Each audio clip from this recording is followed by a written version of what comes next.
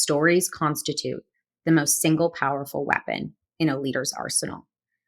You mentioned even yourself how transformative they can be for the connection between you and the reader. They're actually more persuasive than facts. Welcome to a new wave of entrepreneurship by Venture for Canada. Venture for Canada is a national charity on a mission to foster the entrepreneurial skills and mindsets of young Canadians.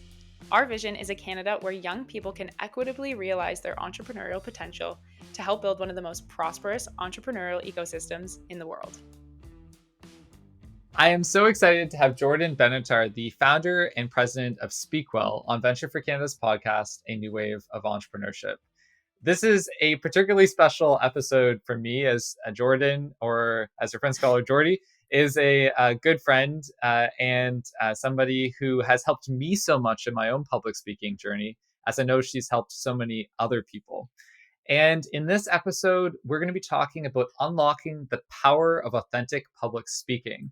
And I love Jordyn's concept of private speaking. In essence, how can you public speak like you speak to your closest friends or family members?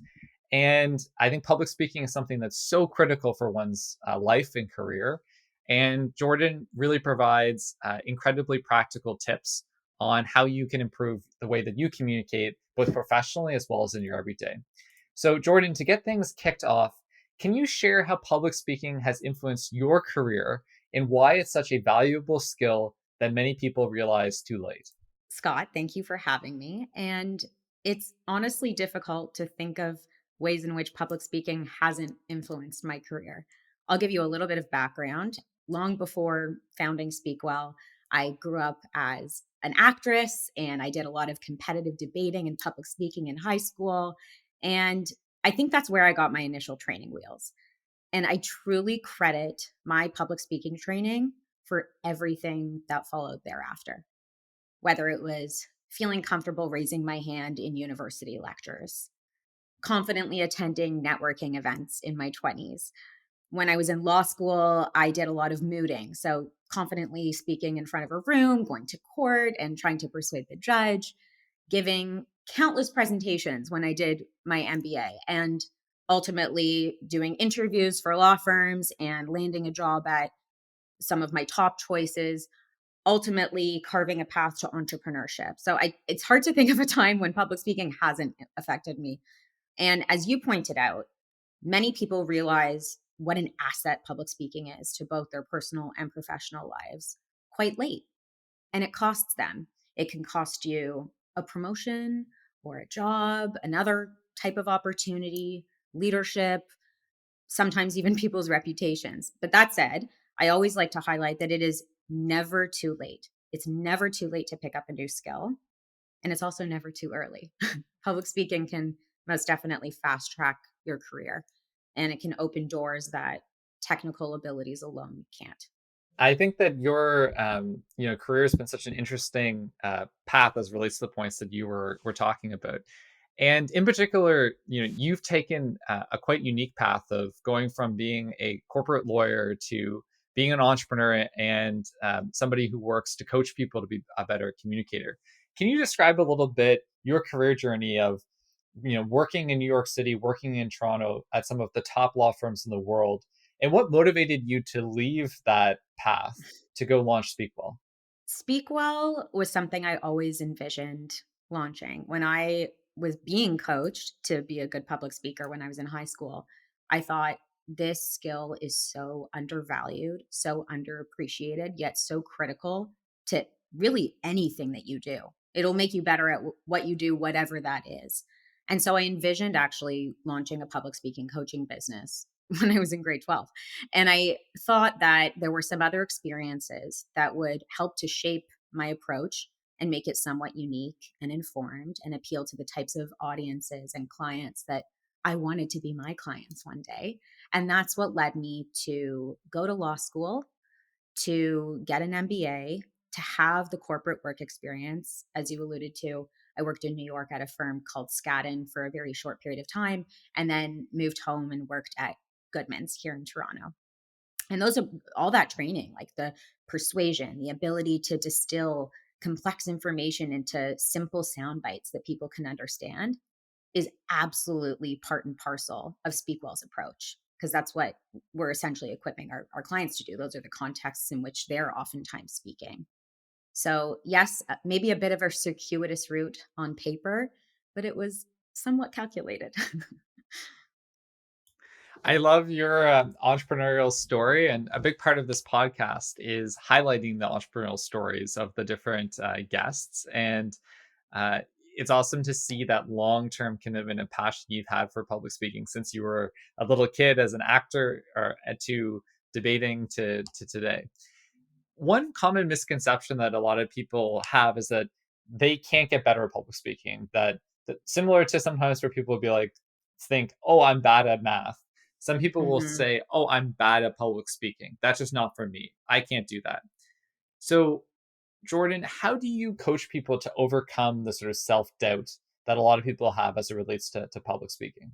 I won't pretend as though there aren't people who are naturally gifted speakers, just like there are people who are naturally good at math or naturally gifted singers, dancers, artists. They're prodigies who don't need a drop of training, but that really is the minority. If you are not naturally good at public speaking, you are in good company. It's not something that most people feel comfortable with. So, just like any skill, cooking, learning a new language, picking up a new instrument, it's something that can be acquired. And if it wasn't, I would not, Speakwell would not be in business. So the proof of that is in many public speakers that you probably look up to. I'm not saying you, Scott, in particular, but many of our listeners. And one that comes to mind for me is Steve Jobs, who practiced for countless hours. He didn't deem himself a natural. Before any presentation, he would get down to the blocking and go through it over and over and over again until he felt like he was ready. And experiences and other stories that also come to mind are just the ones of me working with my clients on a daily basis. And I'll give you an example of one client who's the CEO of a large US based consulting firm. And he came to me years ago, not because he wanted to, but because his job essentially demanded it. He was doing a ton of speaking and it terrified him. He was extremely anxious. He to borrow your words, I'm just not good at it. And fast forward, we worked together for some time. Not only is he good at it, he loves it. He does company offsites and requests always to be the one opening and closing and introducing speakers. He launched a podcast. He has an annual summit now. He actually craves public speaking, which is such a success story in my eyes for him. So you asked how people also who aren't naturally gifted in public speaking can start to improve their skills or overcome the anxiety. There's a lot of mental work and the psychology of public speaking that I think we'll probably get into later in this podcast. But the resources just to dip your toe are truly endless, especially in today's world. You can enroll in a course. Speakwell has an incredible all encompassing course that will be available in 2025. You can take an improv class, which totally throws people out of their comfort zones. You can even use technology for practice, record yourself, play it back, check out AI tools that are available. Speakwell has one called ACE, which gives you that constructive feedback. It's a 24/7 on demand coach. And of course, for the most personalized coaching and to really work through some of those mental roadblocks, I do recommend working with a private coach. I love those really practical tips, Jordyn. And one thing that comes to mind is that practice in public speaking can be so helpful, like in general. But sometimes, at least in my own experience, I find it challenging when I perhaps sometimes can over practice for like a specific public speaking opportunity. I can think of I had to do this presentation with some teammates through this Action Canada fellowship, and I remember I just rehearsed it so much that I knew every single word I was going to say. And then when I look at the video, I'm like, okay, I sound like a robot. I'm like, and then I reflect on other situations sometimes where I've winged things relatively. And I look back on the recording and I think, okay, I was really authentic there. Maybe I wasn't the most polished, but I was showing up 100% as kind of who I am.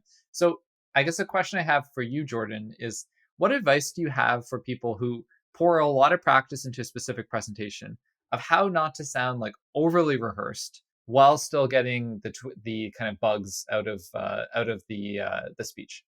Mhm. Well, preparedness, being really prepared is not is something I would say absolutely do. I know you mentioned winging it went really well for that one instance that you mentioned, but I'm sure you had at least a goal in mind. You understood who your audience was. Like you thought about these things in advance. So that's super helpful. In terms of being overly rehearsed, then it goes from being an impromptu, somewhat casual, authentic public speaking engagement to a performance, a scripted performance. And that's not your role as a public speaker. That's the role of an actor, someone to memorize a script and deliver lines, right? Seeking a very specific reaction from the audience. Public speaking, on the other hand, your job is to connect with people and get a message across. So if it's a little rough around the edges, that's okay. And what I find to be really helpful in that case is don't write it out word for word. Or if you do write it out word for word, boil it down to some bullet points that will act as signposts for you throughout your presentation. So you stay on track, but it leaves a little bit of wiggle room for spontaneity and a whole lot of authenticity. I love that, and I agree. It's not, I think, winging it in a loose sense, but often sometimes I think what can be helpful is to have like a bunch of jotted down notes, and to your point, be intentional about who I'm speaking to. But at the same time, to not think of it myself as like an actor, and I love that kind of framing. One thing that you've talked about in this interview a little bit that I would love to dive deeper in is this anxiety that so many people have around public speaking. I think that one of the challenges that exists is that public speaking is one of the things that people are most afraid of in the world. That there's that often cited study that people are more afraid of public speaking than they are of death. So, It's also a Jordyn, Jerry Seinfeld quote. yeah. Why are people so afraid of public speaking? I love this question. I get it so often. Appreciate it. It really is a true defined phobia. The term for it is glossophobia. Glossa means tongue in Greek, and phobia, which it comes from the Greek word phobos, means fear or dread. As you said, it's extremely widespread. 75% of people are to some extent glossophobic. Before getting into the science, because I find that super fascinating, I want to understand the history. So let's dive into the history together and where this phobia actually comes from. Interestingly, it dates back to our evolutionary days as humans, our cavemen ancestors. When they saw eyes dawning on them, it meant that they were in danger. It could have been a pack of wolves or lions that were chasing them, or maybe a tribe was going to outcast them. So seeing eyes on you when you're alone, that was associated with being a precursor to death in those days. So today, when we're giving a presentation, sure, there are no lions or wolves or tribes who are coming to attack you, but when we see eyes on us, we have that same reaction, and we develop what some social psychologists have referred to as FOPO, the fear of other people's opinions. It's a thing, look it up. But we've been conditioned for millions of years to fear those eyes on us and run. So that's the historical explanation for why public speaking anxiety exists. Now I'm just going to introduce what the science says based on that long-standing history. So what happens is our minds conjure up threatening situations in the emotional control center of the brain, and that's called the amygdala. It's responsible for alerting us of danger and threats. And the amygdala starts to swell, right? We see other people's eyes, we have FOPO, and it takes over resources and it takes those resources away from the higher level executive functioning part of the brain called the prefrontal cortex. It's really helpful for clear thinking. And when it's not working properly, that clear thinking starts to become muffled. So, in simple terms, when we're mentally preoccupied with the fear and the what if and hearts beating and palms sweating and whatnot, our ability to do a good job speaking and truly live in the moment, which is something we've talked a lot about already in this podcast, it's constricted. we're essentially multitasking between the present moment and what's happening in our heads. And that's mentally exhausting. So, if you're listening and you get anxious public speaking, the idea is to work on that amygdala and to practice and understanding that the anxiety sensation that you're feeling, it's a product of our scientific makeup and our biochemical responses as humans. I mean, even more importantly to understand is that it can be managed and that public speaking and that audience, it's not a real threat. And to me, that's realizing that it opens the door to overcoming that anxiety around public speaking. FOPO is such a great concept, and I think it's something that I can can't help. take credit for it. It's not my term, but I love it too. And I think it's something that is relevant in public speaking, but also in so many other domains. And I think a lot of people struggle being authentic public speakers because I also wonder there's this sort of sense of internalized shame some people have that, okay, well, then if I'm going to be authentic, what, will people not like my authentic self? So I guess the question I have for you is wrapped up in this question of FOPO. How do you encourage and how do you foster kind of people to be public speakers in a way that is truly authentic and that they overcome this maybe fear that they have that you talked about of people disliking their authentic self? I'm so happy to hear you ask this because this was something that we worked on together, if that's okay for me to share. Yeah. And really just letting go of those expectations, the preconceived notions of what we think other people are thinking. But as we talk about the idea of intentional authenticity and finding out who you truly are, and maybe you don't know who that is yet, and that's okay, think about who you look up to and who you relate to and why. I encourage people always, like sometimes even in our very first session together, to consider their values. Also, tape yourself, watch it back, and make sure that when you're taping yourself, it's not scripted or that you're reading, but that you're just speaking.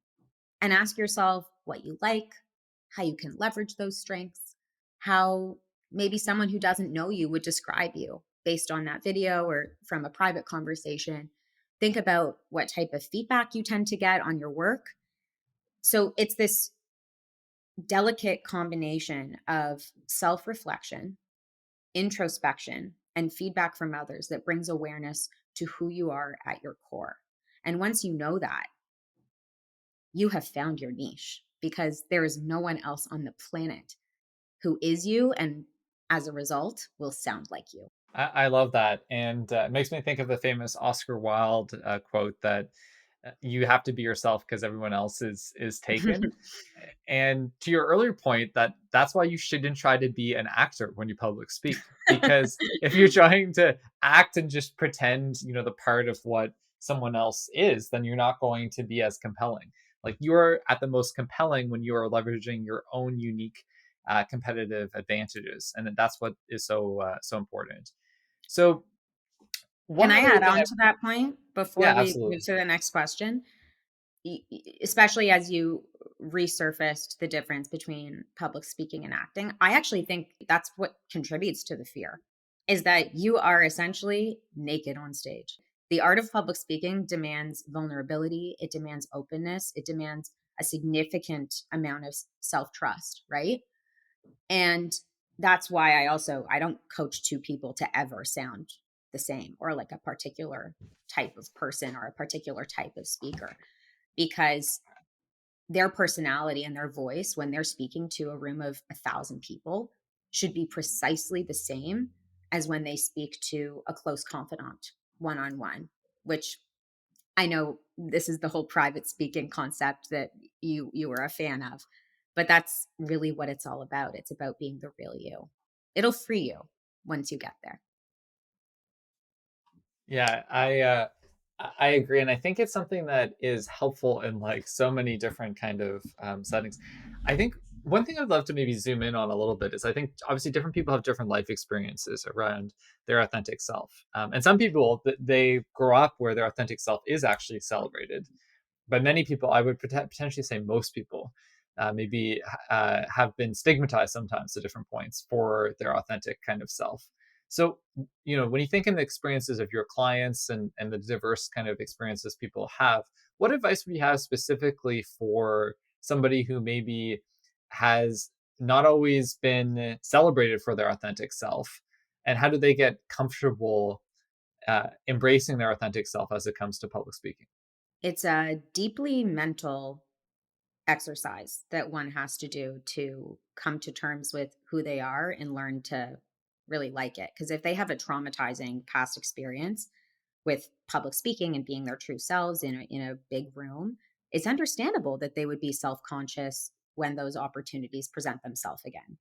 So I think they have to challenge why they have these thoughts and these feelings and this self doubt, and also bring up a ton of evidence, real, hard, true examples, which we all have, of times when they did like their true selves or others liked that true self, and leaning into that. And if that requires a little bit of redefinition, because sometimes when you don't like yourself or you don't like the way that you sound or like the way that you look, you almost becomes a negative feedback loop. Like you become what you think, your thoughts become your actions, and your actions become your thoughts. So if you're able to break that cycle, flip a fresh page, then I think that that's phenomenal. And it's never too late to do that. On the topic of authenticity, like one of the things that I uh, think can be so powerful are personal stories. As we mentioned, I'm in the midst of finalizing this book that I've been working on for a while, and one of the things that the editor of this book um, has said to me was, "Scott, really bring out the personal stories. People connect with the stories. That it strengthens the bond between the author and the reader." I also think it relates to public speaking. Like personal stories can show vulnerability, authenticity. So, what advice do you have for listeners on how they can tap into their personal stories to be more authentic, but also to be more vulnerable? There's this quote, just to reinforce what you just said about the power of storytelling, by Howard Gardner, who's a Harvard professor and a psychologist. And he says that stories constitute the most single powerful weapon in a leader's arsenal. You mentioned even yourself how transformative they can be for the connection between you and the reader. They're actually more persuasive than facts.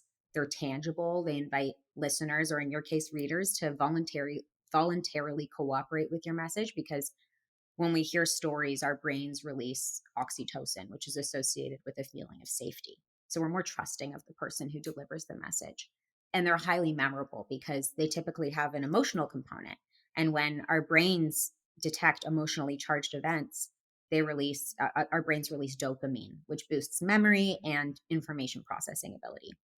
So back to your question about just the power of storytelling and how it can be incorporated, some tips for effectively integrating personal stories is to start with the message that you want to get across and begin to collect stories that support or underscore that message. And at the end, you'll actually probably have a bit of a library, which is pretty cool.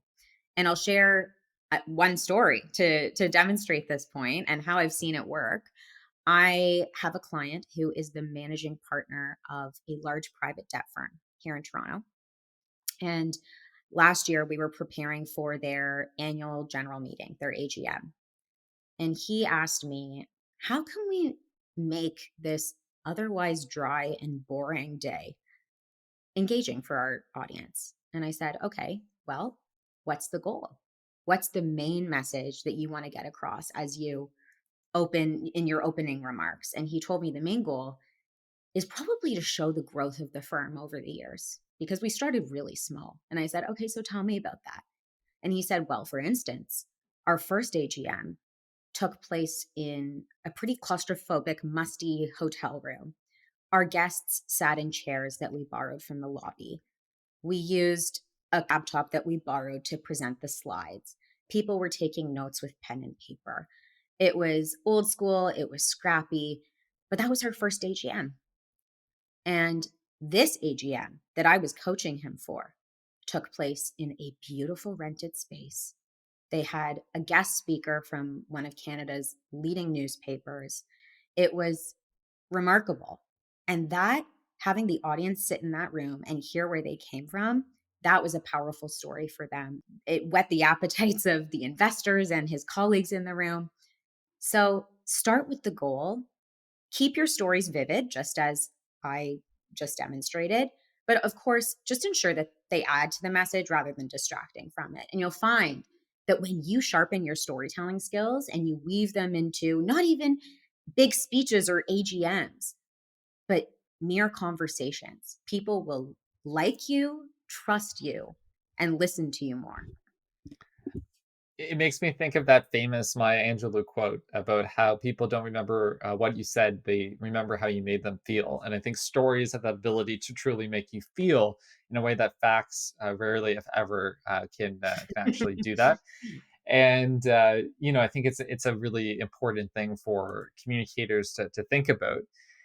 One other challenge I think a lot of people have, including myself, as it relates sometimes to public speaking, is embracing the imperfections. That I think a lot of people can have perfectionistic impulses and say, "Oh my god, I said too many ums and or uhs, or I made a mistake there, or why did I say that?" I remember there was a coach that I worked with through the Action Canada Fellowship program, which I mentioned actually earlier, and she talks about this concept of like a gremlin that's just like out there, kind of being like, "What?" After you say something, the gremlin's just like, "Why did you say that?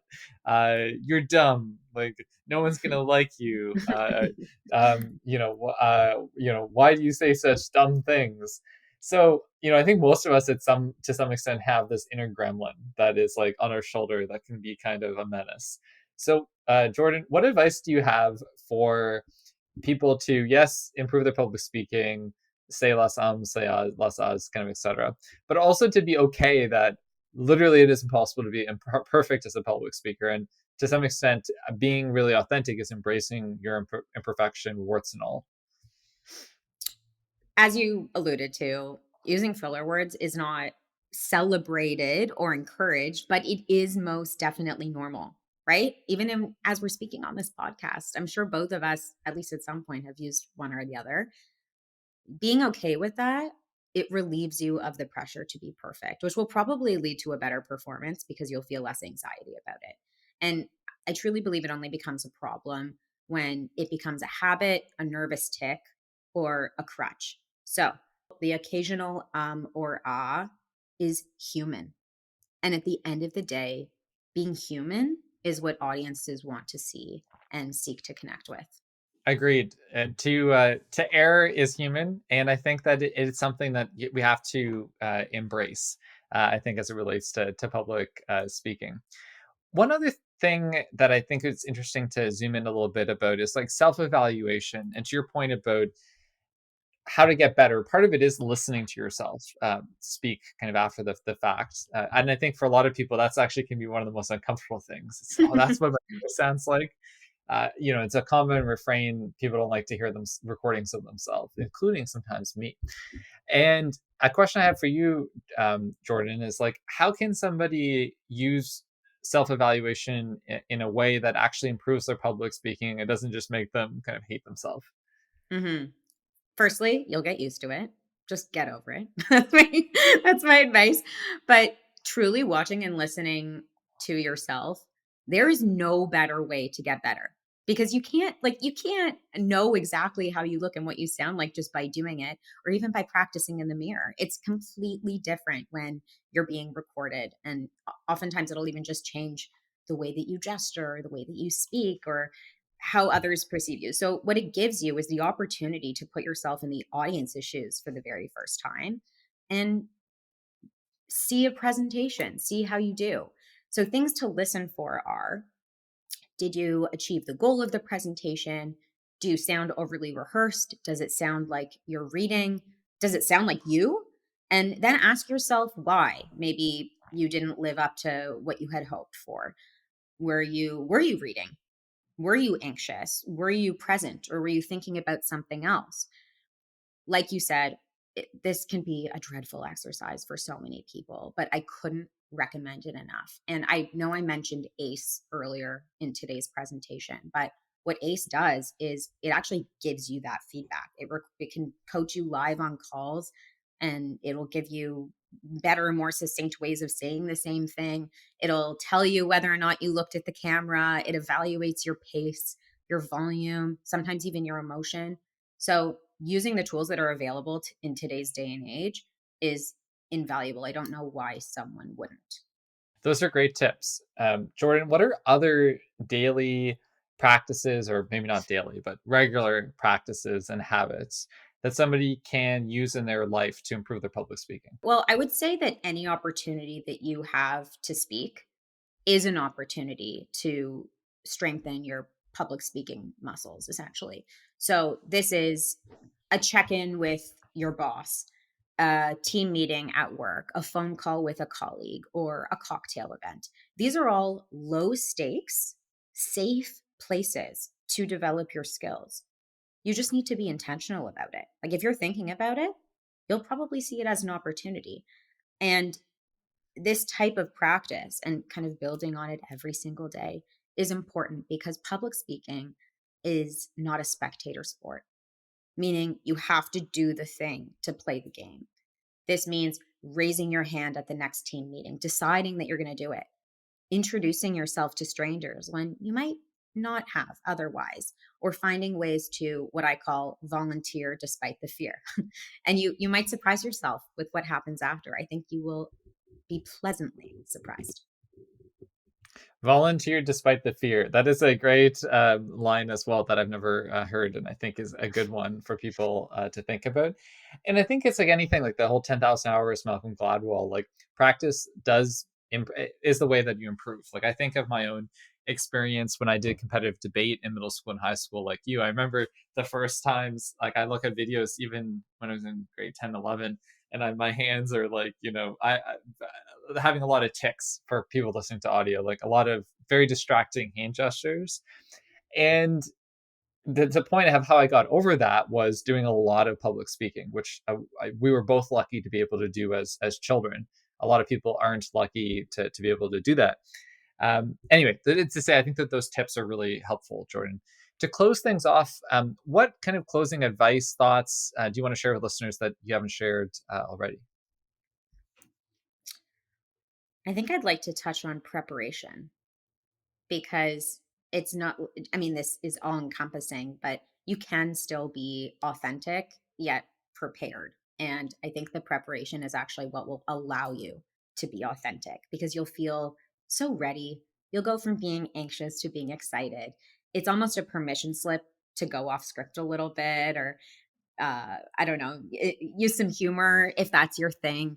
And if you know your structure, you know your content, you know the type of audience that you're speaking to, and you've maybe practiced a couple times, even if you just have some point form notes, that's what makes public speaking fun. And your muscle memory and your reflexes will kick in. It'll keep you on track.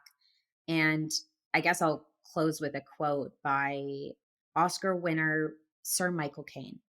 And he said, "Rehearsal is the work, performance is the relaxation."